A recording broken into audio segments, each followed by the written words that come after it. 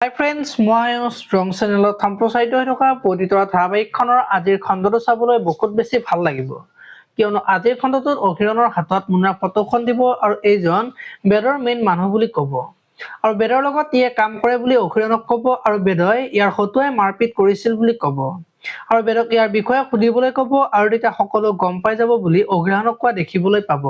আজিৰ খণ্ডটোত অহিৰণে বেদক ৰাস্তাত লগ পাব আৰু তেতিয়া বেদৰ ওচৰত গৈ তই মোক মাৰপিট কৰিছিলি নেকি বুলি সুধিব আৰু তেতিয়া বেদই মই আপোনাক মাৰা নাই বুলি ক'ব আৰু তেতিয়া অহিৰণে মোক এটেক কৰাৰ সময়ত তোৰ নামেই লৈছিল বুলি ক'ব,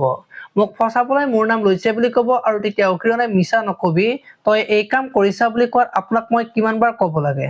মই আপোনাক মাৰা নাই বুলি আপুনি মোক অতিষ্ঠ কৰি নুতুলিব বুলি অহিৰণক কোৱা দেখিবলৈ পাব। ইফালে আকৌ বেদৰ দেউতাকৰ ওচৰত অহিৰণৰ মাক যাব আৰু তেতিয়া বেদৰ দেউতাকে আপোনাক মই চিনি পোৱা নাই বুলি ক'ব আৰু তেতিয়া অহিৰণৰ মাকে বেদৰ সেই দুৰ্ভগীয়া মাতৃজনী ময়ে পৰিস্থিতিত পৰি বেদক মই আঁতৰত ৰাখিব লগা হৈছিল, মোক ক্ষমা কৰি দিয়ক বুলি কোৱা দেখিবলৈ পাব। আপোনালোকে পবিতৰা ধাৰাবাহিকখন চাই কেনেকুৱা পায় কমেন্ট কৰি জনাব আৰু যদি আপোনালোকে এতিয়ালৈকে চেনেলটো ছাবস্ক্ৰাইব কৰা নাই তেতিয়াহ'লে চেনেলটো ছাবস্ক্ৰাইব কৰি ভিডিঅ'টোত এটা লাইক কৰি দিব। ধন্যবাদ।